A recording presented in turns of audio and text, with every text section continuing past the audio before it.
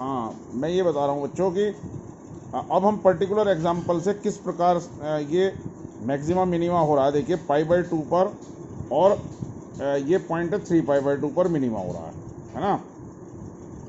तो ये हम जो है एक चेक भी कर लेते हैं कि फर्स्ट डेरिवेटिव टेस्ट किस प्रकार से एप्लीकेबल हो रहा है। ठीक है, तो देखिए जैसे हमने फंक्शन लिया y equal to fx equal to sin x, ये पहले से ही मैं बता चुका हूँ कि ये ग्राफ होता है और आप 11वीं क्लास में भी इसको जानते हैं।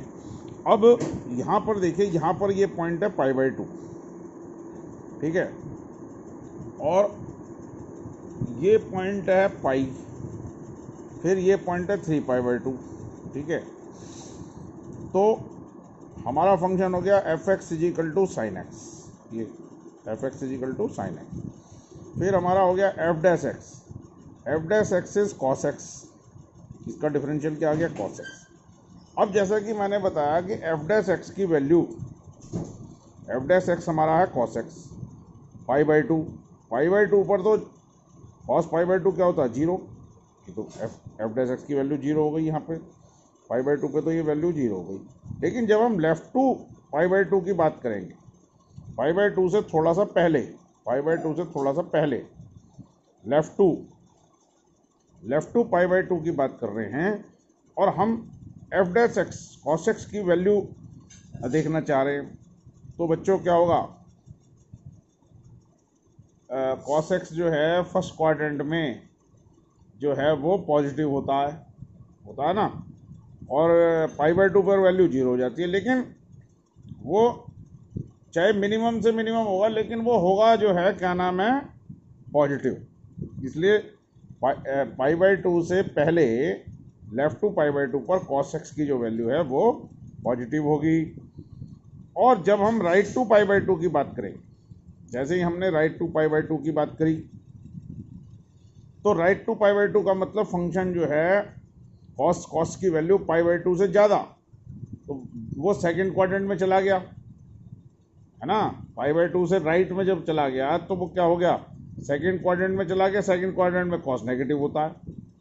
तो इस प्रकार से हमने देखा कि फर्स्ट डेरिवेटिव जो है हमारा वो लेफ्ट टू π/2 में तो पॉजिटिव हो रहा है, देखिए यहाँ ये हो रहा है नहीं, ये इंक्रीजिंग फंक्शन है।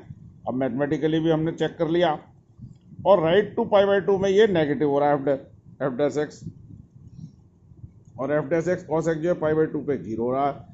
तो जो अभी मैंने पिछली उसमें बताया वीडियो में कि यदि लेफ्ट टू पॉइंट ए वो पॉजिटिव है और राइट टू पॉइंट ए जो है वो नेगेटिव है, तो वो फंक्शन जो है क्या होगा, वो मैक्सिमा वहाँ पर पॉइंट मैक्सिमा डेवलप कर देगा, है ना।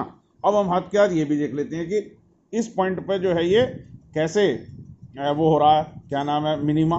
तो देखिए मिनिमा ये भी मैंने आपको बताया था, जहाँ यदि हम यहाँ पर इसी प्रकार से ये टेबल बना लें, f डैश x की बात करें, मैंने f डैश x भी लिख दिया, और मैंने ये लिख दिया लेफ्ट टू 3π/2, और मैंने लिख दिया यहाँ राइट टू 3π/2, ये लिख दिया, है ना। अब मैं यदि cos x की बात करूँ तो देखिए लेफ्ट टू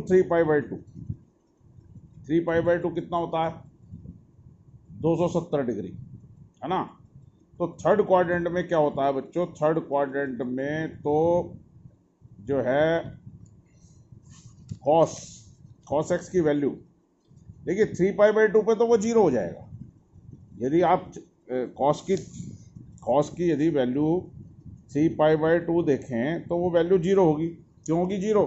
क्योंकि cos pi plus π/2 is equal to होता है cos पाई प्लस π/2 होता है पाई में वो cos में चेंज होता है, और वो चला जाता है थर्ड क्वाड्रेंट में।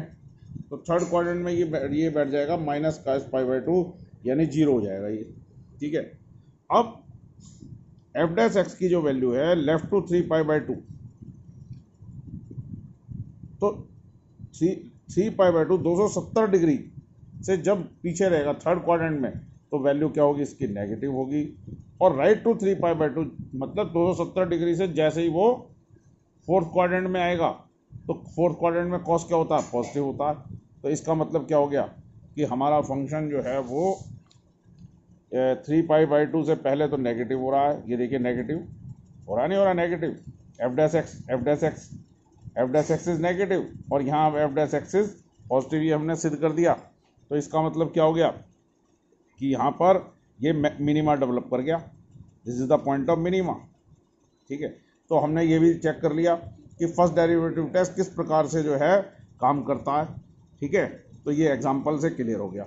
अब हम आगे देखेंगे कि सेकंड डेरिवेटिव टेस्ट किस प्रकार से यूज होता है, वो भी मैं आपको बताऊंगा। तो इस प्रकार से ये फर्स्ट डेरिवेटिव टेस्ट है। ठीक है बच्चों, तो मैं ये वीडियो सबमिट कर रहा हूँ आपको, प्लीज़ आप इसको देखें और समझें प्लीज़।